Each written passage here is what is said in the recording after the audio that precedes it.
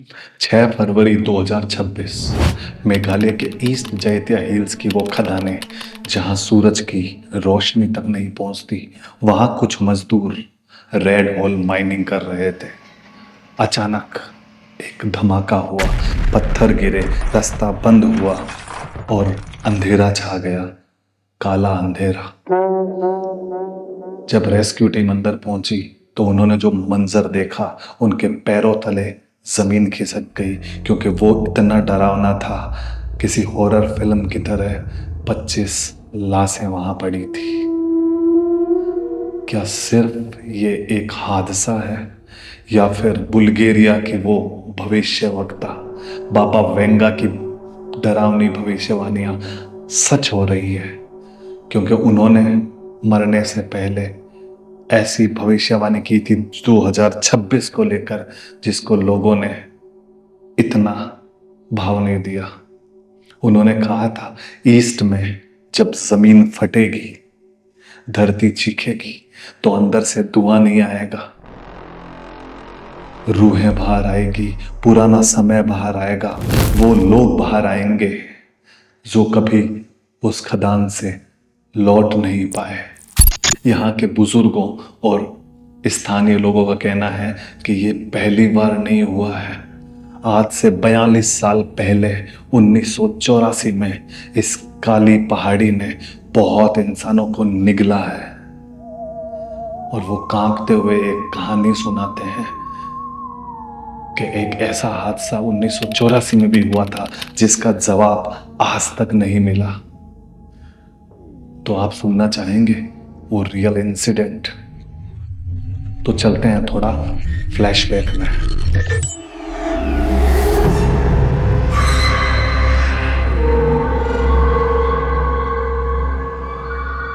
बात 1984 की है, जहां इस इलाके में नई नई कोयले की खदानें खुली थी। वहां एक निडर विश्वा शिकारी रहा करता था। वो इतना निडर था कि वो कहीं भी जाने से नहीं घबराता था। वो जंगल के हर कोने को पहचानता था, और उसके साथ एक उसका कुत्ता रहता था, नाम था शेरू। एक दिन ऐसी एक जख्मी तेंदुए का शिकार करने के लिए वो उसके पीछे पीछे एक घाटी तक पहुंच गए, एक सुरंग तक पहुंच गए, जिसे लोग खूनी सुरंग कहते हैं। वहां के बुजुर्ग कहा करते थे कि सुरंग में मत जाना, लेकिन वो निडर था, वो सुरंग में पहुंच गया। वो सुरंग के आगे जैसे ही पहुंचा, उसके कुत्ते ने उसका रास्ता रोकने की कोशिश की, जैसे वो उसको रोक रहा है कि अंदर मत जा, अंदर मत जा। लेकिन विश्वा शिकारी डरपोक नहीं था, निडर था। वो कुत्ते को हटाता है, शेरों को हटाता है और अंदर जाने लगता है। कहते हैं ना कि कुत्तों को ऐसी चीजें पहले ही महसूस हो जाती है। कुत्ता अंदर नहीं जाता है, विश्वा शिकारी अंदर जाता है, क्योंकि उसके सर पर खून सवार था शिकार करने का, उस तेंदुए का।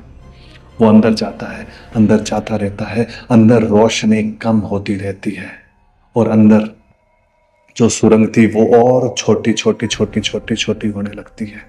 वो अंदर जाता रहता है, करीब 100 मीटर अंदर जाता है, तो उसे एहसास होता है कि अंदर तो कोई तेंदुआ है ही नहीं, क्योंकि आगे जाके एक पत्थर उसे दिखाई देता है, जो बहुत बड़ा पत्थर है। उसके उधर की साइड तो जा ही नहीं सकते, और वो एक गोल आकार के बीच में खड़ा होता है कि यहां जाने का कोई भी रास्ता नहीं है। वो दीवारों पर देखता है, एक वहां मसान होती है, मसान लेता है, मसान जगाता है, और दीवारों की तरफ गौर से देखता है तो उसे ऐसा दिखता है जिसकी कल्पना भी आप नहीं कर सकते, कि दीवारों पर किसी के हाथ छपे हों, किसी के हाथ छपे हों। और ऐसा लग रहा था जैसे वो हाथ एकदम ताजा ताजा छपे हों, एकदम गीली मिट्टी की उसमें से महक आ रही थी, और ऐसा महसूस हो रहा था कि एकदम गीला है, जैसे अभी किसी ने रखा हो। विश्वा शिकारी समझ गया कि यहाँ और भी कोई लोग आए होंगे छुपने के लिए, रहने के लिए। तो वो थोड़ा और आगे बढ़ता है, वो थोड़ा और आगे बढ़ता है, तो उसे जमीन पर एक कंकाल दिखाई देता है और वो डर के पीछे होता है कि ये कंकाल यहां कैसे आया। वो सोचता है कि हो सकता है कोई मरता हुआ आदमी अंदर गुफा में आ गया हो, उसी के ये हाथ हो और वो मर के कंकाल बन गया हो। लेकिन कंकाल तो पुराना लग रहा था और हाथ के निशान एकदम नए। वो कुछ सोच पाता उससे पहले उसकी नजर सामने एक दीवार पर जाती है जहां से लाल कलर का पानी टपक रहा था। उसे समझ नहीं आता कि लाल कलर का पानी कैसे हो सकता है। वो ऊपर देखता है कि शायद कोई ऊपर केमिकल होगा या फिर ऐसे मिट्टी होगी और उस मिट्टी का ऐसा कलर होगा। इतने उसने शिकार किए थे। वो लाल कलर के पानी को लेता है, सूंघता है और वो घबरा जाता है क्योंकि शिकारी था। खून की महक समझता था। ऐसा लग रहा था जैसे खून की बारिश हो रही हो, खून दीवारों पर बिखर रहा हो। आप भरोसा नहीं करेंगे, फिर भी वो वहां से भागा नहीं, वहीं अड़ के खड़ा रहा। थोड़ी देर में उसे एहसास हुआ कि उसकी परछाई जो मशान के कारण दीवार पे बन रही थी वो अलग हरकतें करने लग गई है। कि अगर विश्वा सीधा खड़ा है तो उसकी परछाई हरकतें कर रही है, हिल रही है, हाथ उठा रही है, हाथ नीचे कर रही है।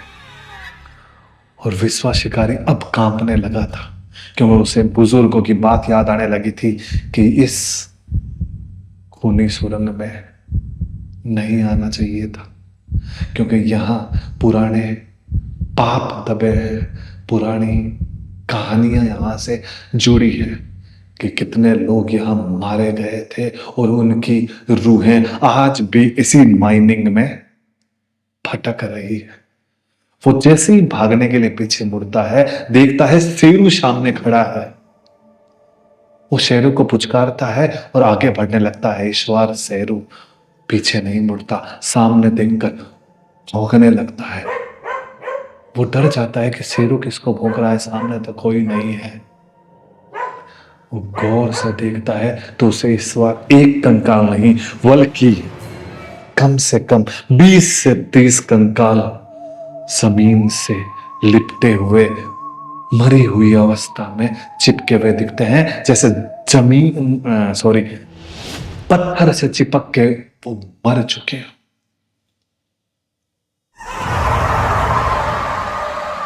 अचानक विश्वासिका डर जाता है और नीचे गिरता है। नीचे गिरते ही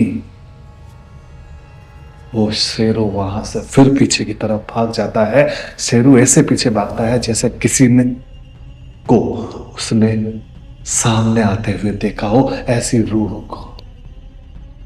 और शेरू गांव में चला जाता है और गांव में शेरू को अकेला देखकर सब लोग सोचते हैं कि शेरू है, लेकिन विश्वा शिकारी कहाँ है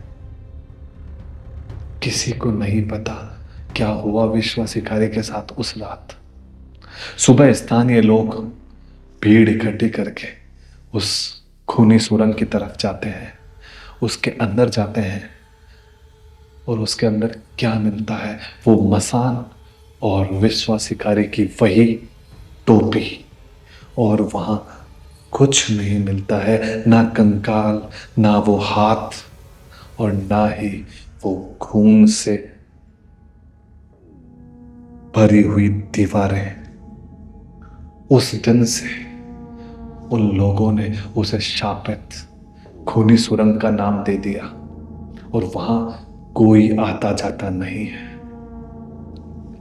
ये तो कहानी है विश्वा शिकारी की, लेकिन इत्तेफाक की बात यही है कि 42 साल बाद 6 फरवरी 2026 को जो घटना हुई उसमें भी रेस्क्यू टीम को एक टोपी और एक किताब मिली।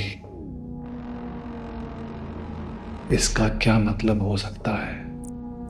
तो बाबा वेंगा ने कहा था कि 2026 में धरती फटेगी, पुराना समय आएगा। तो क्या ये पुराना समय वही 1984 का शिकारी विश्वा है? और ये खदान नहीं, वो नरक का द्वार है जो अब खुल चुका है। रहस्यों और कहानियों के परे ये 25 जिंदगियां सिर्फ आंकड़े नहीं है। ये किसी के पिता थे, किसी के बेटे, किसी घर का इकलौता सहारा। लेकिन इस अंधेरी सुरंग की खामोशी में इनके अपनों की उम्मीदें भी दफन हो गई। विज्ञान इसे हादसा कहेगा और हम कहानी। लेकिन ये एक ऐसा जख्म है जो इनके परिवार को मिला है, जो शायद वक्त भी ना भर पाए।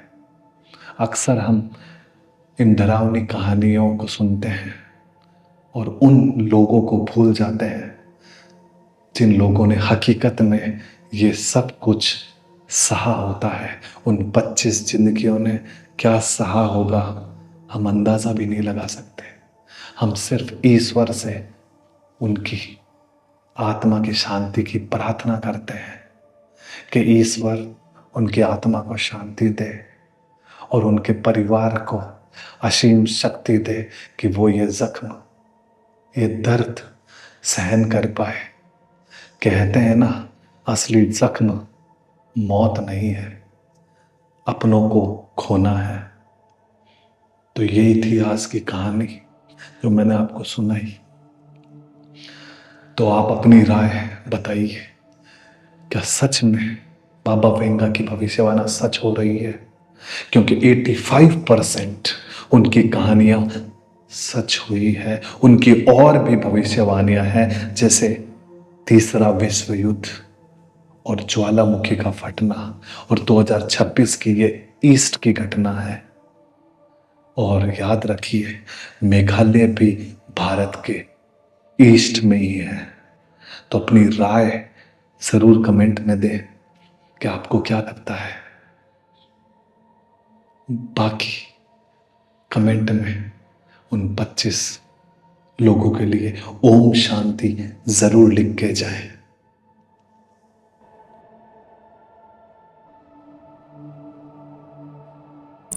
तो जब मैंने ये न्यूज़ सुनी तो मेघालय के शिलोंग में मेरे रिश्तेदार रहते हैं, जिनसे मैंने फ़ोन पे बात की थी, तो उन्होंने बताई मुझे ये कहानी कि ऐसी कहानियाँ वहाँ बहुत विख्यात है और वहाँ के लोग ऐसी बातें करते हैं। वही कहानी मैंने आपको सुनाई। मेरा मकसद कोई भी अंधविश्वास को फैलाना नहीं है और ना ही आपके मन में डर पैदा करना है। जो हादसा हुआ वो बहुत दुखद था, ऐसा नहीं होना चाहिए।